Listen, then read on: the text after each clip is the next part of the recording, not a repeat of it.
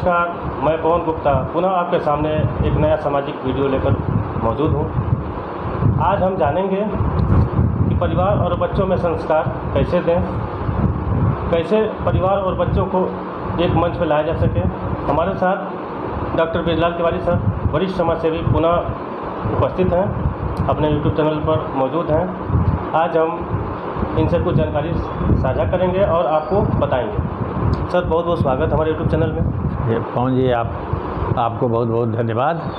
और आप जब भी मुद्दा उठाते हैं समाज के लिए ही उठाते हैं, इसके लिए एक बार पुनः आपको बधाई देता हूँ। सर, कुछ सवाल है समाज के लिए जो है कि आज के दौर में परिवार और बच्चों में संस्कारी कमियाँ दिख रही हैं। आखिर कारण क्या है? परिवार और बच्चे हम ये एक दूसरे के पूरक हैं। परिवार में कमियां, इसका मतलब कि बच्चों में कमियां। आज हमारा परिवार संस्कार विहीन हो रहा है, इसमें कहीं दो राय नहीं। और जब परिवार संस्कार विहीन होगा तो उसमें पलने वाले, बड़े होने वाले बच्चे तो संस्कार विहीन हो ही जाते हैं। इसके तमाम कारण हैं, केवल धार्मिक कारण ही नहीं है, इसके कारण और भी हैं। जैसे शिक्षा भी एक कारण है। आज बच्चा पैदा होता है, थोड़ा बड़ा होता है, माँ बाप के ऊपर बोझ या बनता है कि कैसे बच्चे का दाखिला करावें, और दाखिला कराने के लिए बच्चों को तैयार करता है। वह ABCD और 1 2 3 की गिनती गिनवाता है। और बीच के जो बच्चों में संस्कार देना चाहिए, जिन्हें बच्चे पा करके लाइफ में आगे बढ़ सकते हैं, उनको हम भूल जाते हैं। आज बच्चे, ना माँ बाप के पास समय है और ना बच्चे के पास समय है कि उन कहानियों को, उन गीतों को सुने जो माँ अपने बच्चों को लोरी सुना करके सुलाती थी। हमारे दादा दादी, बाबा वगैरह बच्चे को एक एक कहानियाँ, वीरत्व की, धार्मिक कहानियाँ, संस्कार की कहानियाँ अपने आप गढ़ करके जो सुनाते थे, बच्चों के अंदर एक आत्मबल पैदा होता था। लेकिन आजकल समय का अभाव है। हम बच्चे को अच्छी से अच्छी शिक्षा देने के चक्कर में उनके बचपन से ही उन पर हम किताबों का बोझ लाद देते हैं। और हमारी शिक्षा पद्धति ऐसी हो गई है कि हम स्कूलों में बच्चों को भेजते हैं और उससे ज़्यादा बच्चों को घर पर उनको टीच करना पड़ता है ताकि वह स्कूल में अच्छे नंबर पा सकें। आज नंबर सिक्योरिंग शिक्षा पद्धति हमारे स्कूलों में चल रही है, वह हमारे परिवार पर भी असर पड़ रहा है, बच्चों पर भी असर पड़ रहा है। और जो स्नेह है, जो वात्सल्य, जो प्रेम बच्चों को मिलना चाहिए, वह बच्चे नहीं पा रहे हैं। हम संस्कार भूलते चले जा रहे हैं। हमारे यहाँ तो गर्भधारण से लेकर के मृत्यु पर्यंत तक संस्कारों की एक श्रृंखला है। आप देखें पवन जी कि यह हमारे संस्कार ही हैं कि महाभारत काल में आप देखें, अभिमन्यु चक्रव्यूह का भेदन गर्भ में ही सीखता है। और जब उसके पिता अर्जुन पत्नी को अपने, तो पेट में पलने वाला बच्चा अभिमन्यु उसे सीखता है। और जब माँ सो जाती है तो 7वां फाटक कैसे तोड़ा जाए, इसकी जानकारी उसे नहीं हो पाती है, जो उसके मृत्यु का कारण बनता है। इसका मतलब ये नहीं, इसका मतलब ये हुआ कि हमारा बच्चा अपने माँ के पेट में जब पलता है, तब से ही संस्कारों की श्रृंखला शुरू होती है। और जो विचार माँ बाप के होते हैं, वो ऐसा ही विचार बच्चे का बनता चला जाता है। यह हमारी पुरातन थीम रही है, यह हमारा इतिहास रहा है। हमें इतिहास से सीखने की ज़रूरत है। हम इतिहास को भूलते चले जा रहे हैं। हम अपने सारे उन कर्मों को भूलते जा रहे हैं जो बच्चे में एक अच्छी आदत डालने के लिए काफ़ी हुआ करते थे। आज भाई भाई में प्यार, भाई बहन में प्यार, चाचा चाची में प्यार, यह सब एक स्वप्न सा होता चला जा रहा है। और हम सिर्फ अपने बच्चे के अंदर शिक्षा के लिए उत्प्रेरित कर रहे हैं, न कि संस्कारों के लिए। लेकिन जितनी ज़रूरी शिक्षा है, उतना ही ज़रूरी संस्कार है। जब तक आप संस्कार नहीं देंगे, एक बच्चा शिक्षा तो ले लेगा लेकिन वह अच्छा नागरिक नहीं बन पाएगा, देश के लिए अच्छा नौजवान नहीं बन पाएगा।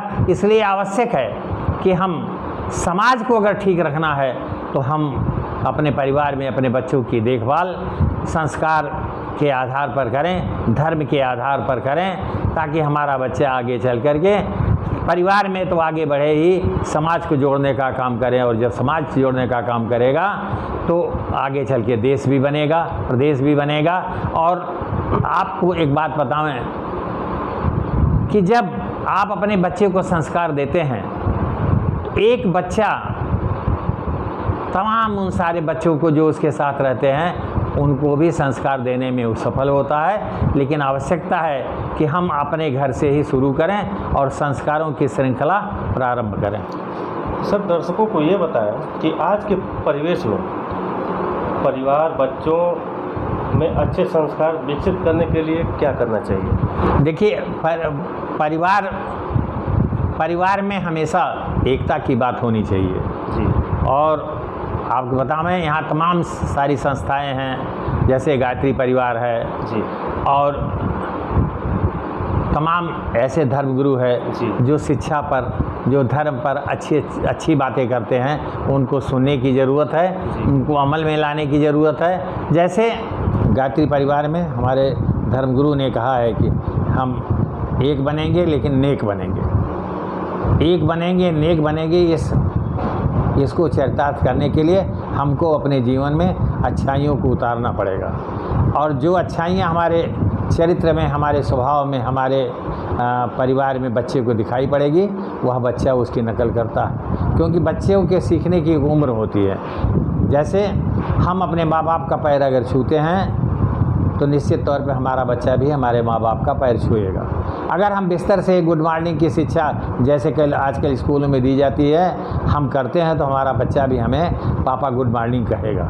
लेकिन अगर हम पैर छूते हैं तो पैर छूने की आदत उस बच्चे में भी डेवलप होगी और गुड मॉर्निंग पापा की बात उसे अच्छी नहीं लगेगी। आज ज़रूरत इस बात की है कि हम बच्चे का सहयोग लें, बच्चे का सहयोग दें और बच्चे की मनोदशा को समझें। स्कूल में भी वह शिक्षा से जुड़ा रहता है, घर आकर के भी वह होमवर्क करता है, शिक्षा से जुड़ा होता है। आज खेलने का मौका तक उसको नहीं मिल पा रहा है। और खेलने हमारा बच्चा जब जाता था तो उसके 4 मित्र मिलते थे। एक सहयोग की भावना जो खेल में ही, सहज में ही वह सरलता से सीख जाता था कि हमें एक दूसरे का सहयोग करना चाहिए, हमें एक दूसरे का सम्मान करना चाहिए।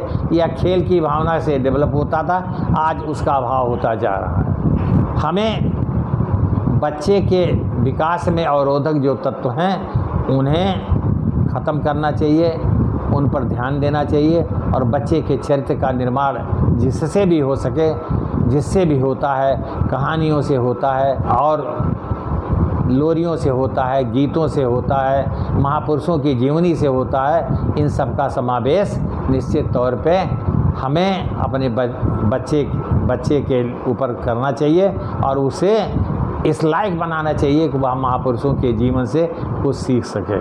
आज देखा जाता है कि त्यौहार बीत जाते हैं, हम समझ नहीं पाते हैं त्यौहार बीत गया, छुट्टियां तो मना लेते हैं, लेकिन ज़रूरत इस बात का है कि परिवार में मिलजुल करके सारे त्योहारों को मनाएं, बच्चों के साथ मनाएं और इन त्योहारों के बारे में हम अपने बच्चों को बृहद रूप से बताएं कि इन त्योहारों का क्या महत्व है। त्योहारों को बताने से ये होगा कि आपकी परंपरा, जो पुरानी परंपरा वह समाज में पीढ़ी दर पीढ़ी हस्तांतरित होती रहेगी और वो त्यौहार क्यों मनाए जाते हैं, जब इसकी जानकारी बच्चे को होगी तो वह पहले से ही तैयारी करेगा और इसमें सामंजस्य, सहयोग, विनम्रता, आस्था, सारी चीज़ें बच्चे में आराम से आ जाती हैं, खेल में आ जाती हैं, सहजता से आ जाती हैं। तो ऐसा वातावरण देना है बच्चे को ताकि उसके व्यक्तित्व का निर्माण हो सके और वह समाज में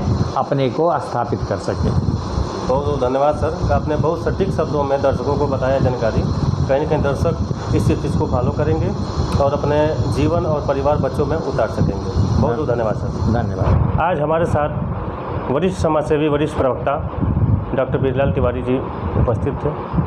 आपने इनको सुना, कहीं न कहीं इनकी बातें समाज में अति आवश्यक हैं, समाज में लाने के लिए, परिवार में लाने के लिए, बच्चों के बीच लाने के लिए। इस सब चीज़ को बच्चों और परिवार में साझा करें। बन रही है हमारे साथ। 2 दिन बाद पुनः सामाजिक वीडियो को लेकर उपस्थित हम होते हैं। तब तक के लिए धन्यवाद। नमस्कार।